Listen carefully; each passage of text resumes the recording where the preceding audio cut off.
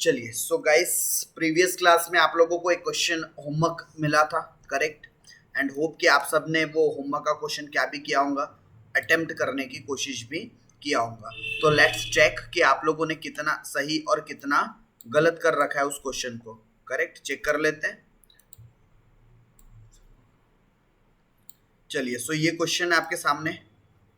Yes, चलिए थोड़ा सा जूम कर लेते हैं क्वेश्चन को हम लोग यहाँ पर। ओके, सो क्वेश्चन क्या कहता है भाई? सो क्वेश्चन कहता है आपका, calculate the cost of capital in the following cases. ठीक है, calculate calculate the cost of capital in the following cases. आपके पास अलग अलग सिचुएशन है, आपके पास अलग अलग सिचुएशन है एंड अलग अलग सिचुएशंस में आपको क्या करना था?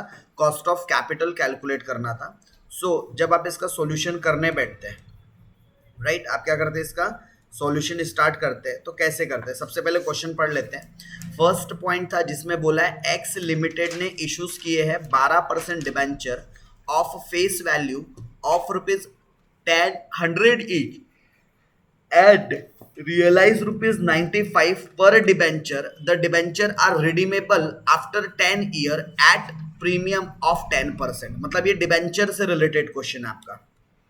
ठीक है, कैसे रिलेटेड है? कॉस्ट ऑफ डिबेंचर से रिलेटेड है। पहला क्वेश्चन आपका किससे रिलेटेड है? Cost of debenture, right. कैसे रिलेटेड था पहला क्वेश्चन आपका? कॉस्ट ऑफ डिबेंचर निकालना था आपको, केडी निकालना था। तो इसके लिए आपको जो जो गिवन चीजें है ना, सबसे पहले आप वो लिख लीजिए। जो जो गिवन चीजें, आप सबसे पहले गिवन वाली चीजें फाइंड आउट कर लीजिए। तो क्या बोला है क्वेश्चन में कि जो एक्स लिमिटेड है उसने इशू कर रखा है 12% डिबेंचर। आपको क्या गिवन है? 12% डिबेंचर। आपको क्या गिवन है? 12% डिबेंचर ऑफ 100 फेस वैल्यू। ठीक है, ऑफ ₹100, और ये 100 क्या है? फेस वैल्यू है, करेक्ट।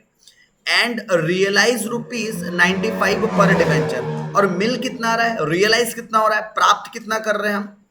सो हम लोग रियलाइज कर रहे हैं, मतलब हमारे हाथ में जो पैसा आ रहा है वो कितना आ रहा है? तो नेट प्रोसीड कितनी हो रही है? सो नेट प्रोसीड हो रही है ₹95। मतलब कि ₹5 का शायद हो सकता है डिस्काउंट दे रहा हो।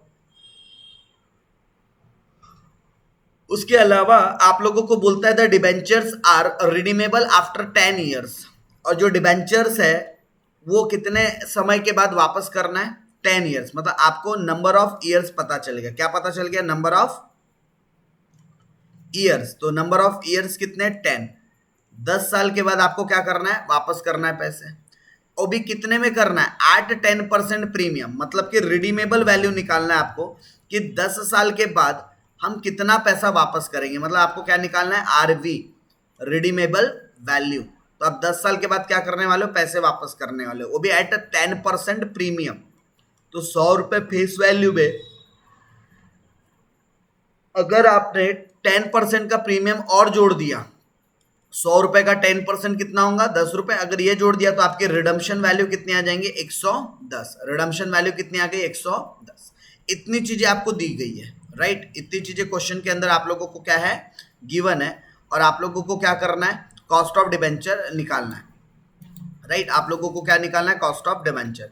तो क्या गिवन है आपने वो पहले लिख लिया। अब लिख लीजिए फाइंड आउट क्या करना था आपने।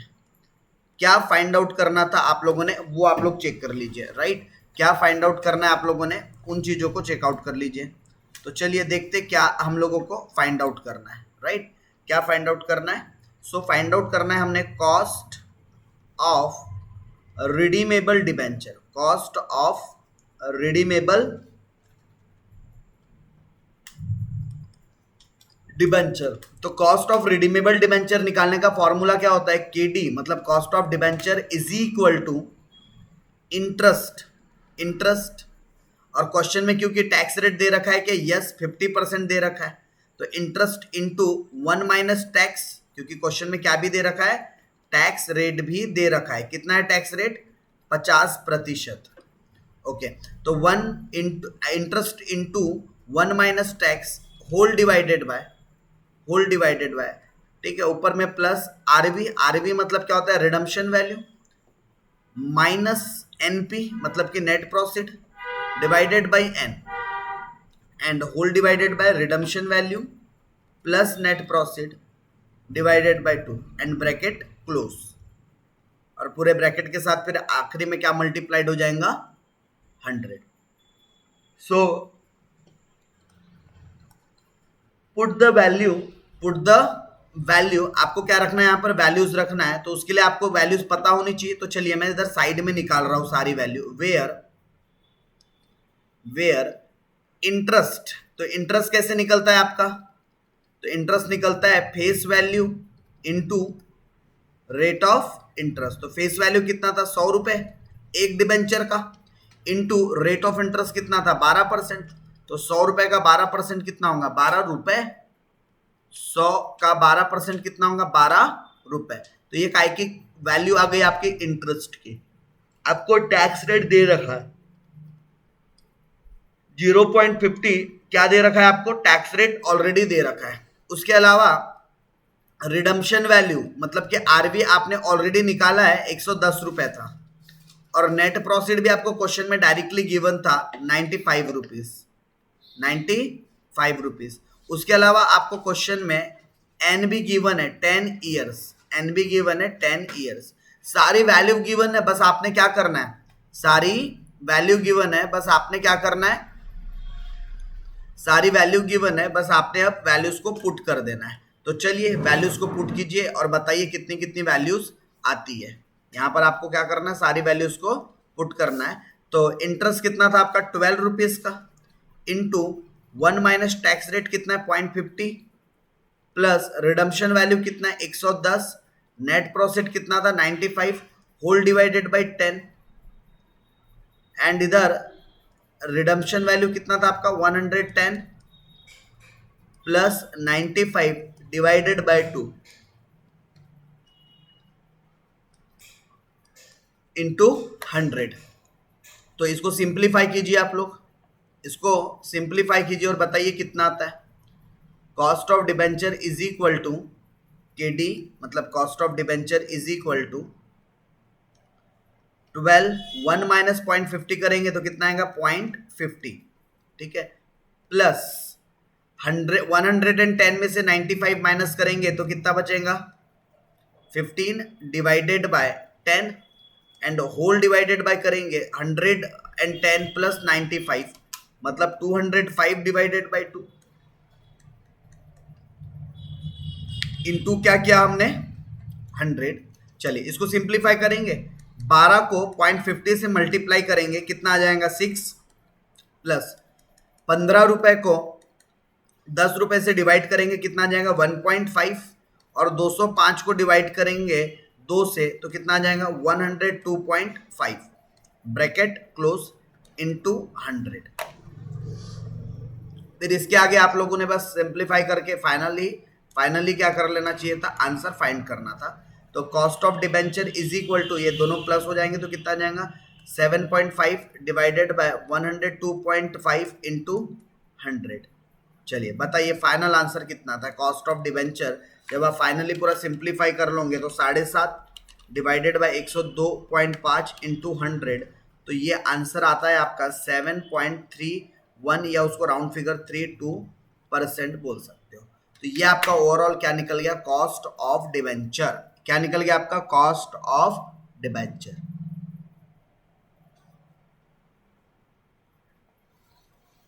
ओके, सो अब सेकंड वाला केस देखते हैं। First cost of debenture done. अब सेकंड वाले क्वेश्चन में क्या बोला था, इसी का सेकंड जो केस था जिसमें आप लोगों को क्या बोला था, सेकंड वाले केस में आप लोगों को बोला था cost of preference share calculate करने के लिए, राइट। क्या बोला था, cost of preference share calculate करने के लिए। सो कॉस्ट ऑफ प्रेफरेंस के लिए जो जो इंफॉर्मेशन गिवन है चलो लिख लो, करो आप लोग सॉल्यूशन स्टार्ट करो, मैं बताते जा रहा हूं। आपको क्या बोला, 14% preference share of face value ₹100, ये गिवन है। सबसे पहले कैलकुलेशन ऑफ या फिर कॉस्ट ऑफ प्रेफरेंस शेयर करके हेडिंग दो, और गिवन में पहली चीज ये लिख लो 14% preference share of face value of ₹100 each, ठीक है। यानी कि आपको क्या पता चल गई, फेस वैल्यू। क्या पता चल गई, पहली फेस वैल्यू। आगे लिखा है ₹92 पर शेयर, मतलब 100 रुपए की चीज कितने में बेच रहे हैं? 92 रुपीज में बेच रहे हैं। 100 रुपए की चीज कितने में बेच रहे हैं? 92 में। मतलब कि ये क्या है? नेट प्रॉफिट है, यानी कि आपको 92 रुपीज मिलने वाले हैं। फिर आगे बोला है the shares repayable after, repayable मतलब वापस करने वाले कितना? 12 साल के बाद। मतलब आपको क्या गिवन है? एन, नंबर ऑफ ईयर्स पता है, और कितने रुपए पे वापस करेंगे बोलता है। तो जो वापस करेंगे एट पार करेंगे, मतलब आपकी रिडीमेबल वैल्यू कितनी रहेंगी? वो रहेंगी जितनी फेस वैल्यू थी, क्योंकि एट पार बोला है ना। पार का मतलब ही क्या होता है? जितनी फेस वैल्यू रही होंगी उतना ही क्या करेंगे यहाँ पर? पैसे वापस कर देंगे। देखो आपको आरबी भी मिल गया, आपको एनपी भी मिल गया, आपको नंबर ऑफ ईयर्स भी मिल गए, और आपको इंटरेस्ट भी मिल जाएगा। इंटरेस्ट कैसे निकलेगा? फेस वैल्यू का, मतलब 100 रुपए का 14%। तो 100 रुपए का 14% कितना होगा? 14 रुपए। तो आपको क्या भी मिल गया? इंटरेस्ट भी मिल गया, आपको ब्याज भी मिल गया। बस अब सारी चीजें पता है, बस अब हमको क्या करना है? वैल्यूज को रखना है। चलिए, सो गिवन में आपने लिखा क्या? सबसे पहले क्या लिखना था गिवन में? 14% preference share, 14% preference share bracket में face value is equal to 100 rupees. फिर उसके बाद नेट प्रॉफिट दिया हुआ है 92 रुपीज का। फिर नंबर ऑफ ईयर्स दिए रखे 12 ईयर्स के, और एट पार बोला है, इसका मतलब एट पार बोला है, इसका मतलब ये रिडम्पशन वैल्यू है जो कि फेस वैल्यू पर रिडीम्ड करने वाले हैं। चलिए इसका भी सॉल्यूशन एक बार क्या कर लेते हैं? ओवरव्यू कर लेते हैं, या सॉल्यूशंस को गो थ्रू कर लेते हैं। तो सबसे पहला हम लोगों को क्वेश्चन में जो सॉल्यूशन करते समय ध्यान देना है, वो ये ध्यान देना है कि हमको क्वेश्चन में गिवन क्या है। तो फर्स्ट ऑफ ऑल आप लोगों ने क्या लिख लेना चाहिए? गिवन। तो आप लोगों के पास क्या चीजें गिवन है, तो जरा बताइए मुझे क्या क्या चीज गिवन है। 14% प्रेफरेंस शेयर कैपिटल दे रखा है क्या? जो कि फेस वैल्यू उसकी कितनी है? Face value is equal to 100 rupees. Face value is equal to 100 rupees. उसके अलावा क्वेश्चन में आपको बताया कि नेट प्रॉफिट, नेट प्रॉफिट का मतलब कितना होता है? अच्छा, नेट प्रॉफिट को शॉर्ट में क्या बोलते हैं? एनपी। तो नेट प्रॉफिट का मतलब क्या होता है? कितना पैसा हाथ में आया? तो 92 रुपीज हाथ में आया क्या? और आरवी, आरवी का फुल फॉर्म होता है redemption value, redemption value, R V, redemption value. तो रिडम्पशन कैसे करेंगे बोला था? At par, at par. So redemption value कैसे रहेंगे आपकी? एट पार, मतलब जितना फेस वैल्यू है उतने में ही पैसे क्या करना है? वापस करना है। जितना फेस वैल्यू उसी में क्या करना है? पैसे वापस करना है। डन। So at par. उसके अलावा नंबर ऑफ ईयर्स भी आपको क्वेश्चन में गिवन है, नंबर ऑफ ईयर्स। ठीक है, नंबर ऑफ ईयर्स कितना? सॉरी 5 साल नहीं बोला था, सॉरी कितना बोला था? 12, सॉरी 5 ईयर्स नहीं बोला था, नंबर ऑफ ईयर्स 12 ईयर्स बोला था, राइट। तो हमको फॉर्मूले में एन की जरूरत पड़ेगी, आई की भी जरूरत पड़ेगी, आरवी की भी जरूरत पड़ेगी, एंड एनपी की भी जरूरत पड़ेगी। तो चलिए एक और चीज निकाल लेते हैं, इंटरेस्ट।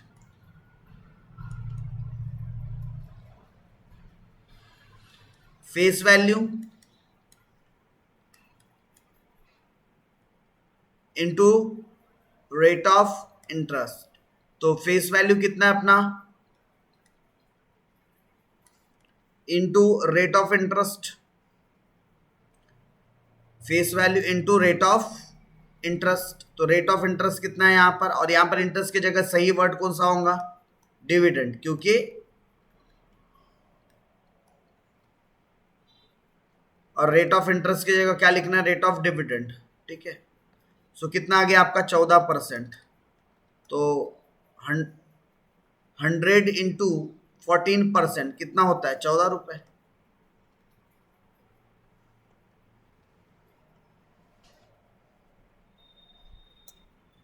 राइट। आपको क्या पता चल गया? डी, डिविडेंड पता चल गया।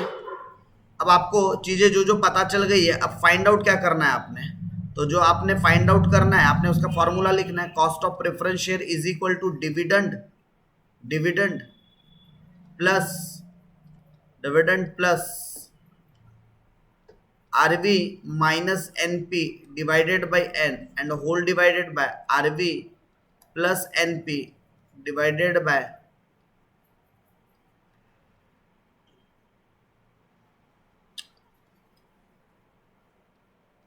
RV plus NP divided by 2।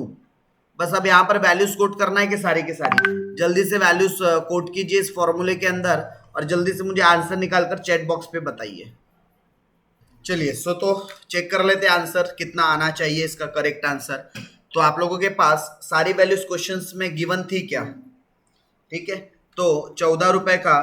ठीक है, पहले तो वैल्यूज वगैरह आप लोगों ने सही और प्रॉपरली क्या करनी है, लिखनी होंगी। अगर आप लोगों ने वैल्यूज वगैरह गलत लिखा तो कहीं ना कहीं उसकी वजह से दिक्कत होगी।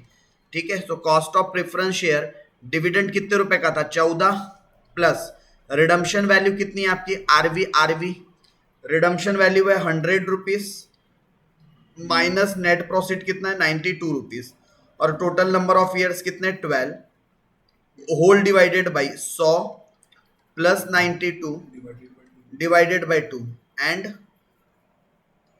इनटू 100। चलिए, so cost of preference share is equal to 14 plus, तो 100 में से अगर 92 जाते हैं, 100 माइनस 92 करते हो तो कितना बचेगा? 8/12। कितना बचता है? 8/12 एंड 100 प्लस 92 करते हो तो कितना आता है? 192 divided by 2 and whole multiplied by 100।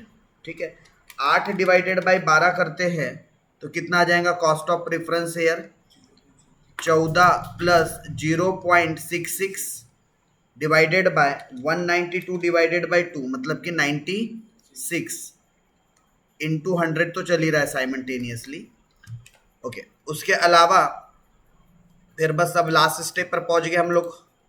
अब लास्ट स्टेप पे हमको क्या करना चाहिए था? Cost of preference share is equal to, ये दोनों आपस में ऐड हो जाता तो 14.66, तो करके देखो 14.66 divided by 96 into 100 divided by 96 into 100, so 15.21%, sorry 21 नहीं 27%, 15.27% इज परफेक्ट आंसर।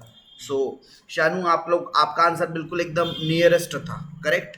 आपका आंसर क्या था? एकदम क्लोज था, तो 15.27% इज करेक्ट आंसर। चलिए, सो तो वो क्वेश्चन देखने के बाद आगे बढ़ते हैं।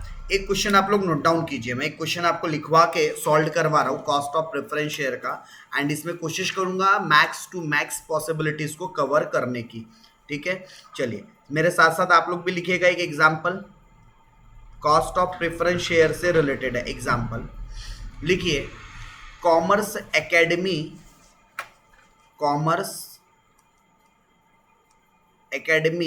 Limited, Commerce Academy Limited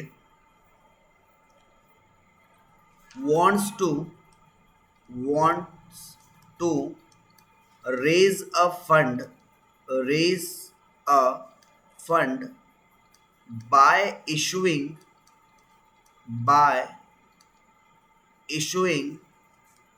both 12% debenture and 10% preference share capital.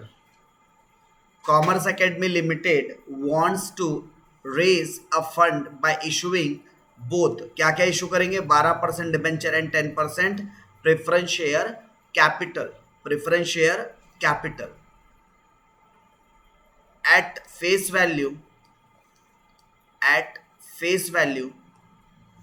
of rupees 100 each, for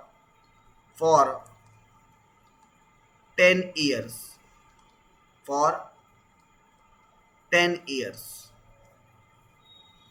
Commerce Academy Limited wants to raise a fund by issuing both 12% debenture and 10% preference share capital at face value of rupees 100 each for 10 years. After full stop, after 10 years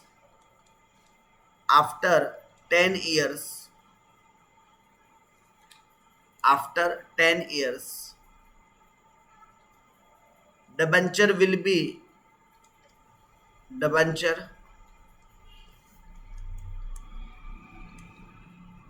debenture will be redeemed debenture will be redeemed at 10% redeemed at 10% premium. कितने भाव पर वापस करेंगे अपन? 10% बढ़ाकर वापस करेंगे। 10% 10% premium पर redeemed करना है। ठीक है, तो ये सवाल का आप लोगों को ने क्या करना है, जवाब निकालना है। तो जल्दी से शुरू हो जाइए। चलिए एक काम कीजिए, ये क्वेश्चन मैं आपको एज अ होमवर्क देता हूँ। ये क्वेश्चन आप लोग कैसा कीजिएगा, एज अ होमवर्क सॉल्व कीजिएगा। करेक्ट, तो ये क्वेश्चन लिख लिया सभी ने? आधा एक पेज जगह छोड़ दो होमवर्क के लिए। ठीक है, मैं भी छोड़ देता हूँ ताकि कल मैं आप लोगों को ये करे ब्लैंक जगह पर ये क्वेश्चन का सॉल्यूशन बता सकूं। करेक्ट, एक और क्वेश्चन लिखवाऊं, एक और एग्जांपल। अच्छा, मुझे एक बार जस्ट चैट बॉक्स में रिस्पॉन्स करके बताइए बच्चा लोग आप कि कॉस्ट ऑफ प्रेफरेंस शेयर और कॉस्ट ऑफ डिबेंचर का ओवरऑल कॉन्सेप्चुअल क्लियरिटी आई या नहीं आई। मतलब चैप्टर में के अंदर कॉस्ट ऑफ प्रेफरेंस शेयर और कॉस्ट ऑफ डिबेंचर कैसे निकलता है वो चीज़ समझी या नहीं समझी है। जरा मुझे चैट बॉक्स में रिस्पॉन्स करके बताओ ताकि मैं चेक कर सकूं कि कितने बच्चों को चीज़ें ये समझ में आई है, कितने लोगों को नहीं आई है।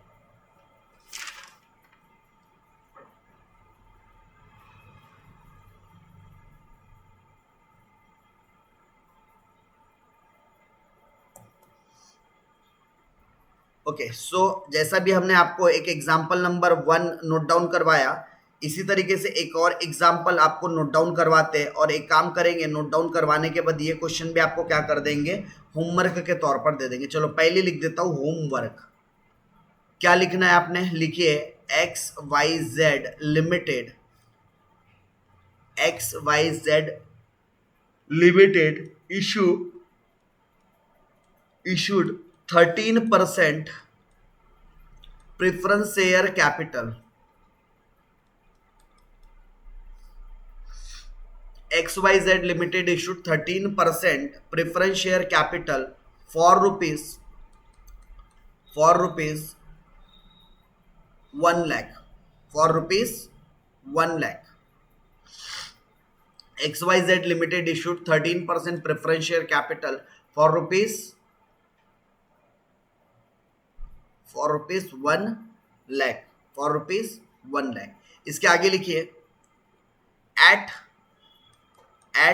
10% at 10% premium, at 10% premium, at 10% premium for 5 years, for 5 years on maturity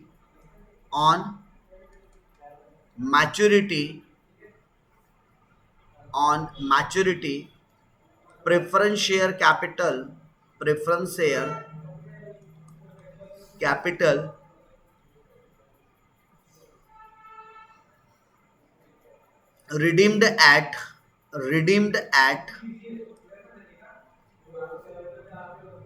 redeemed at 10% discount।